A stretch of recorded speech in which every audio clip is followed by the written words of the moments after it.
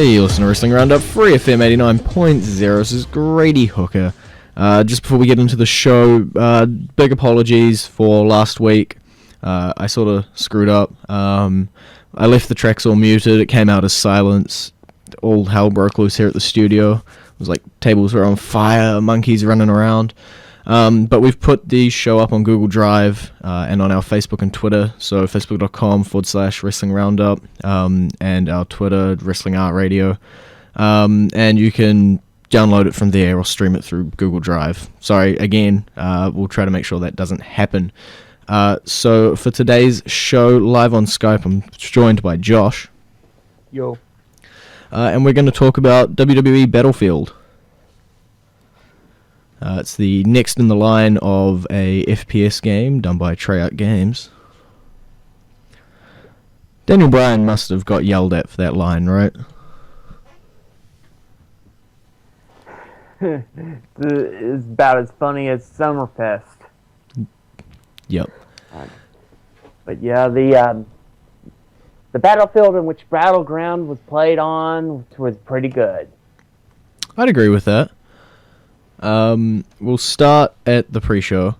King Barrett versus R-Truth, or King What's Up. I guess he can't be called that anymore. I guess it was for Barrett's King of the Ring crown? I don't know. Yeah, it is the right to call yourself king. I didn't think that heading in. Like, maybe I didn't pay attention, but it didn't seem like it was always for that right until, like, the day of. No, when they announced the match, it was for Battle for the Crown. Okay. There's the figurative crown, and then there's the crown, because they both already had crowns. Yeah. Just one was from Burger King.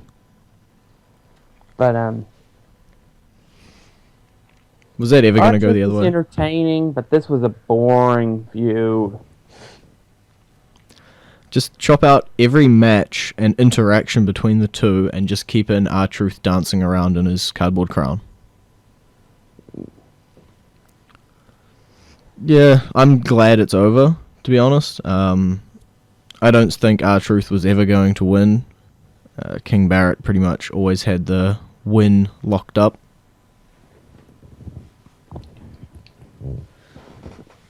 Maybe they'll do something with either of those people now. I highly doubt it, though. So the first match on the card, the opening match, Randy Orton versus Sheamus. Not a bad idea to start the pay-per-view off with the hometown boy. It's always smart.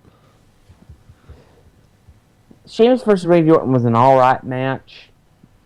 Kind of feel though that they kind of melded in, though. Honestly, Sheamus and Orton didn't really seem like they were going at it 100%. Like, they're not as hungry as they used to be or something. That's interesting, because last week on Raw and this week on Raw, I thought Orton has looked the best in terms of he's having fun in the ring and he's bringing his A game to Raws. So I don't know if it was just this match or if I'm seeing something that's not there. Maybe it's just that him and Sheamus just don't have chemistry.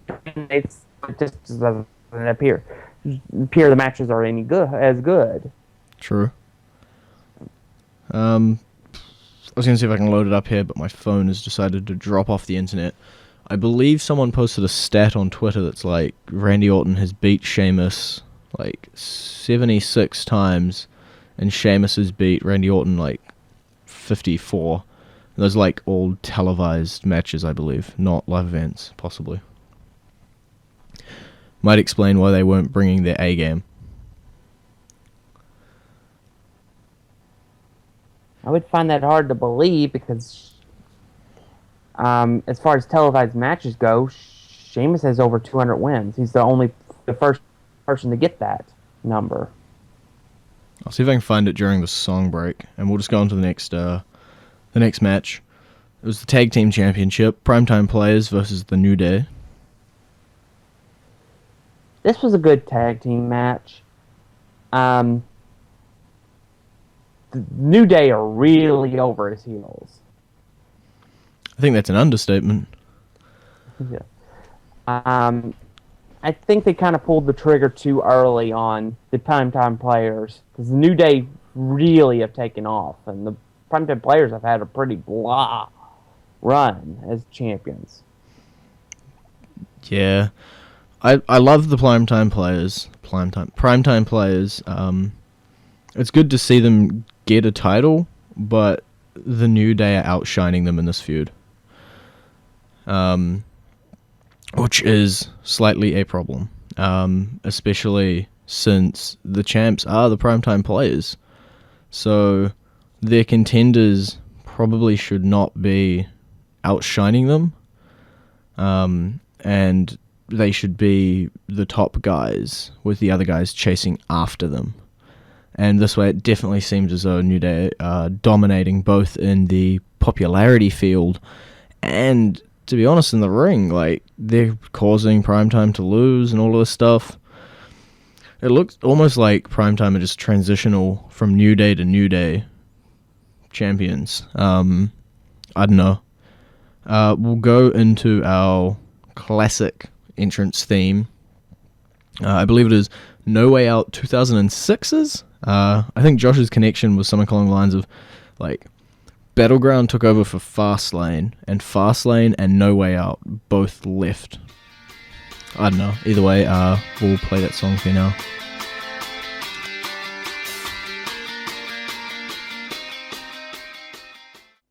And you're back with Wrestling Roundup, FreeFM 89.0, Grady and Josh. So on the Battlefield card where we left off, Bray Wyatt versus Roman Reigns.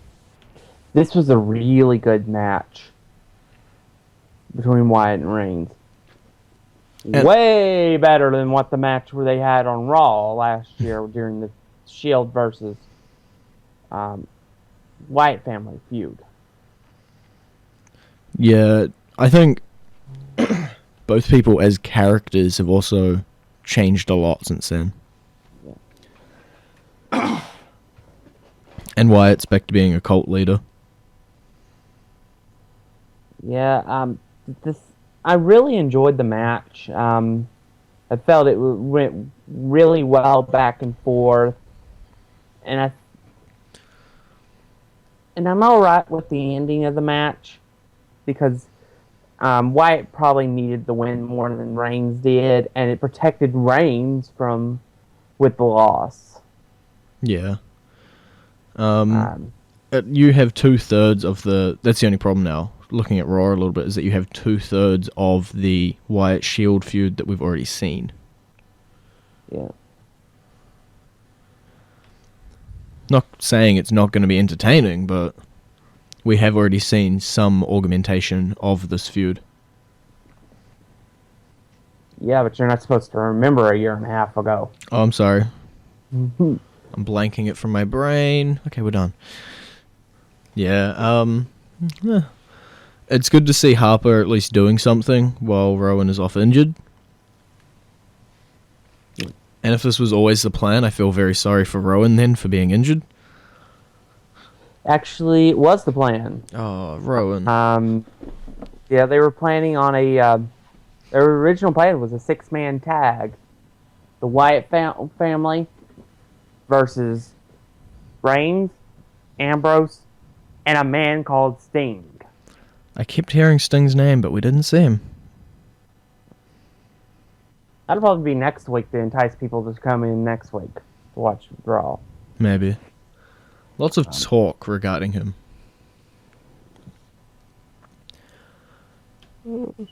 I can see it. A lot of people, like, pretty much anything with the part-timers now is just being thrown about. Like, before Battleground, we had just so many things thrown about. It's like, Undertaker's going to come back and do this. Sting's going to come back and do this. It was just crazy. And then, like, 2 of those things happened. The Divas Revolution, Charlotte versus Brie Bella versus Sasha Banks. Great match.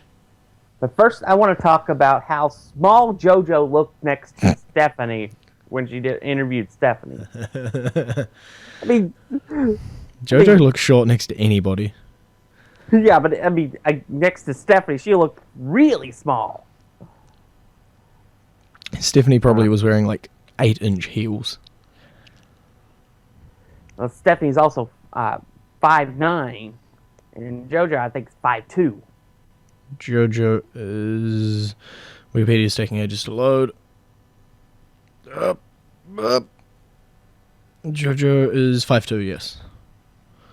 So yeah, there's like a big height difference to start with. So I just wanted to point that out because that was so weird. Just. You think they could get like a box to stand on or something? Yeah. But I enjoy JoJo in this role, and as a backstage interviewer and as a ring announcer. I think she's found her little niche in the company, proving you don't have to be a in-ring talent to at least have some sort of a position with the company to be able to do something. Yeah. Now getting back to the match. It really showed off both NXT talents. And this was probably the longest match we've had for Divas that was not a title match or a match involving Stephanie in probably 10 years. I went back and I think I did 1 year. It was surprisingly short. It felt like it was long, not in a bad way. But it was 11 minutes and 23 seconds. Yeah, and I think there was a Divas Survivor Series match, Team Paige versus Team someone else. Excluding that and excluding Stephanie's match, then yes, definitely. But I think the Survivor Series one was the longest. But can you count that? And I think it also beat most of the title matches, if that's saying anything. And then on Raw, we had not one, but 2 10-minute matches. 2 great 10-minute matches. Yeah. As long as they keep it up, I like what they're doing. There's always that fear that they're just going to lose interest and stop. And everybody was always scared of, don't bring up the NXT talent because they're going to get wasted on the main roster. At the moment, they're not being wasted. And I just hope Charlotte it continues. has that it factor that makes her must-see TV. That woo factor. But yeah, we're definitely right now, we're looking in positive territory. I could have swore we stepped into the Twilight Zone when we were watching Shine or Shimmer. Yeah. I'd say it's the better Divas division that we've had in the past few years from memory. And they're putting on good matches. That's all that really matters. And they're giving a proper feud. There is a storyline behind it. And it's not like Brie is going to team back up with Nikki after breaking up and slapping her, but then being best friends the night after. Lovely feud that one was.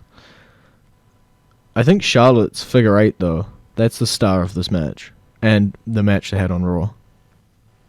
Yeah, that's a really interesting version of the figure 4.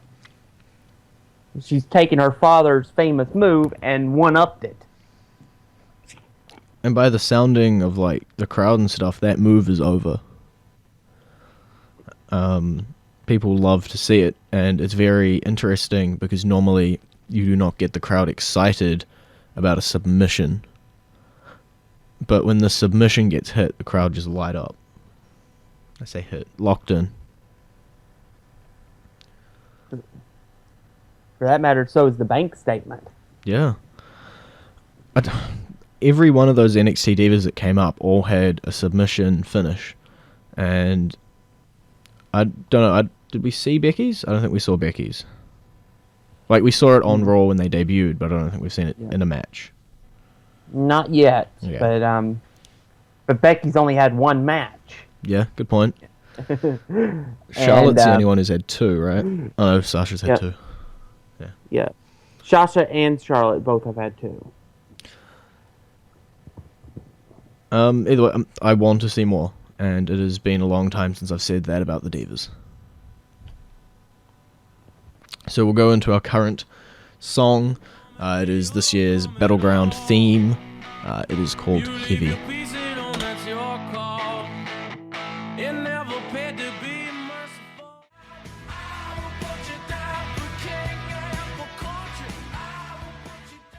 And you're back with Wrestling Roundup, FreeFM 89.0, Grady and Josh. John Cena versus Kevin Owens, the rubber match for the United States Championship, and the good guy goes over. I had no real problem with that. I think there's a bigger plan in place than people really realize. But what happened to the whole Cesaro Owens over the US title? Not in the cards, apparently. No. But I have no problem with the outcome of this match. But it was a great match, just like the other 2. And I felt that that Owens isn't hurt by this. A lot of people think he is. I don't think he is. Owens has come out on top for this feud with his debut. Then had he come out and squashed a bunch of people. Yeah. I see how he's better off. And he beat John Cena in his debut match. It'll always be something. Still more than a possibility for Owens to attain the United States Championship between now and SummerSlam anyway.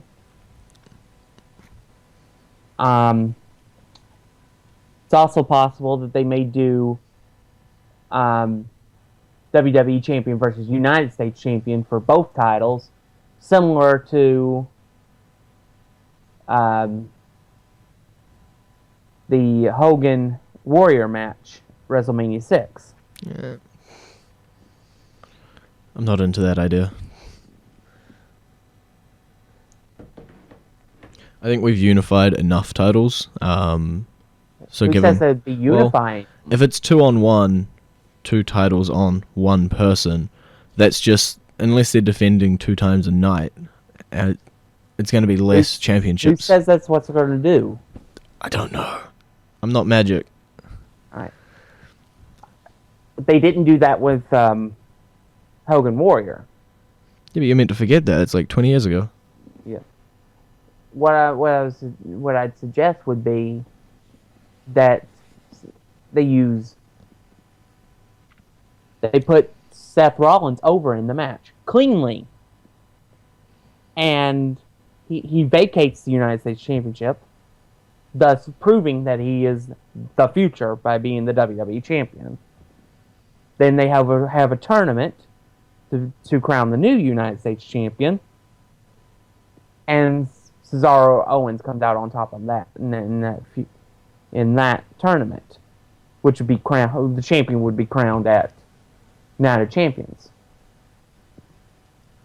Yeah, I see it. I don't know how likely that scenario is, but it's not out of the realm of possibility. But we do have 5 minutes left, so we should probably talk about The Undertaker. Yeah. Or Suplex City, up to you.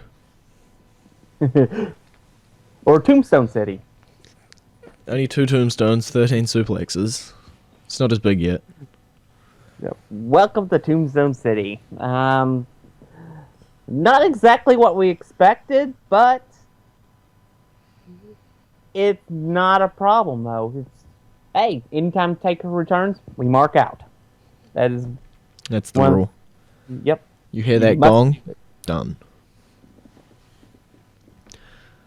It's still...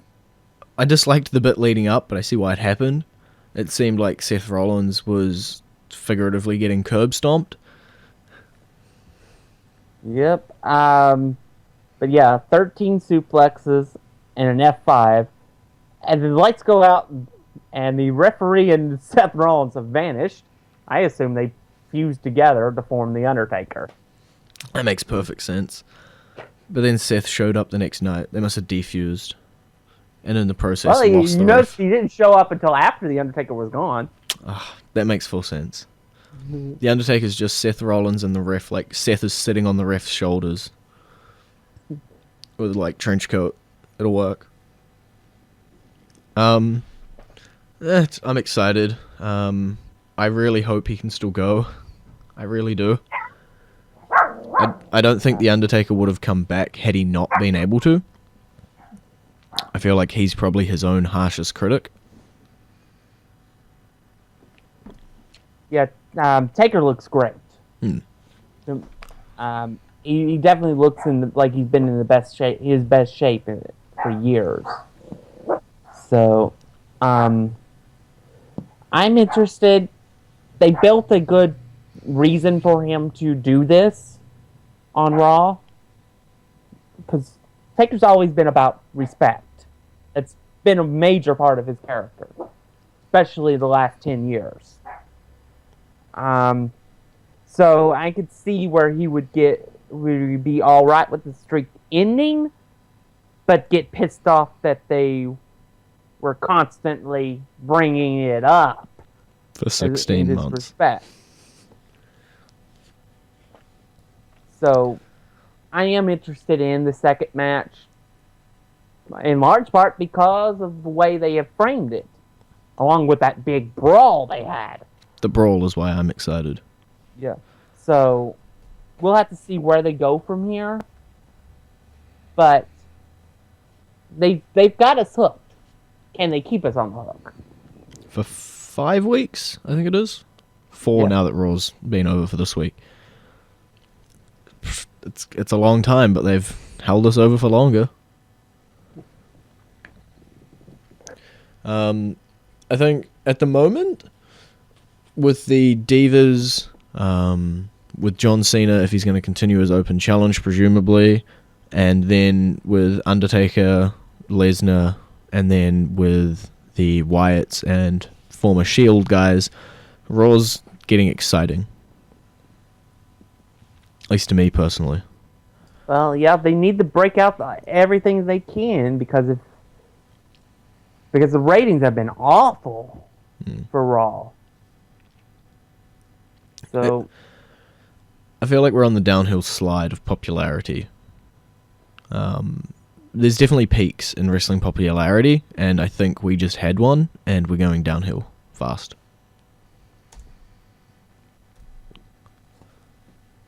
Either way, it's been great talking to you.